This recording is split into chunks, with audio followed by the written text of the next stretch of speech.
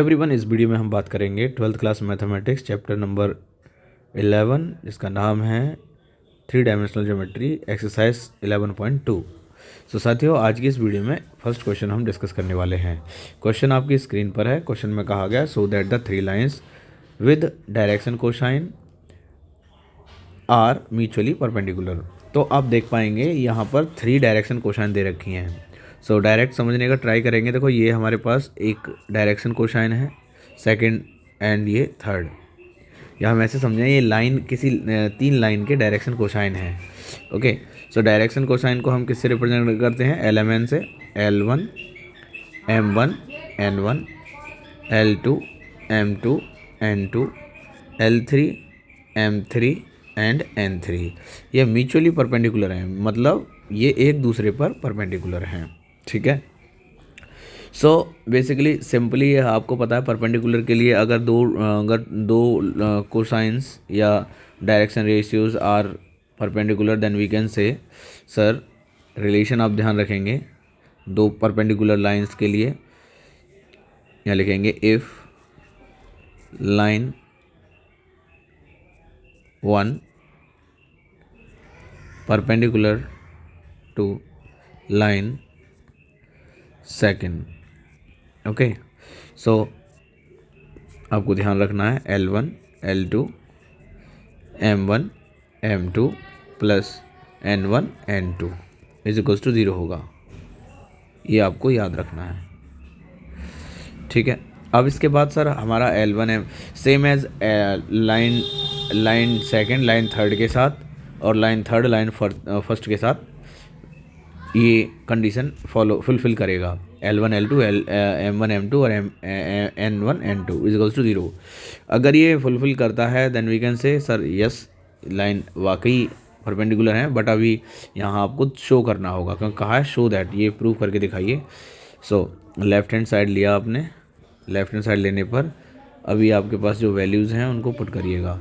जैसे L1 का value है 12/13, L2 का वैल्यू है 4/13, प्लस लगाएंगे M1 का वैल्यू है -3/13 इंटू M2 का वैल्यू है 12/13 प्लस N1 का वैल्यू है -4/13 इंटू M2 का वैल्यू है 12/13।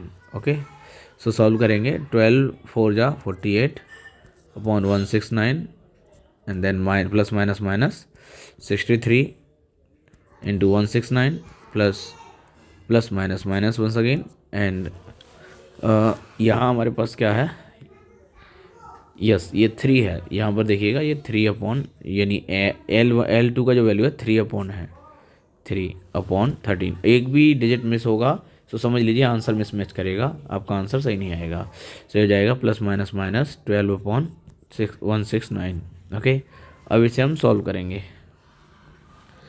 सो देखिए, सॉल्व करने के लिए आपको पता है कि सर डिनोमिनेटर में 169 ही है, 48 प्लस का माइनस के 36 एंड -12 माइनस के 48 प्लस माइनस कट जाएगा। सो हमारे पास क्या बचेगा सर? ये हमारे पास आएगा 0/169।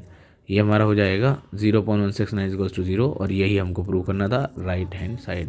सिमिलरली देखो, ये हमने दो लाइन लाइन 1 लाइन 2 के परपेंडिकुलर शो कर दिया है। आपको क्या करना है?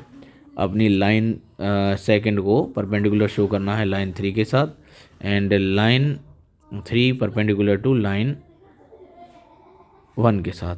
अगर ये परपेंडिकुलर होंगे तो आपको पता है इनके रेशियोज जो है L1 L2। अब यहाँ पर आप क्या कहोगे? जैसे लाइन 2 लाइन 3 के लिए आप क्या प्रूव करोगे?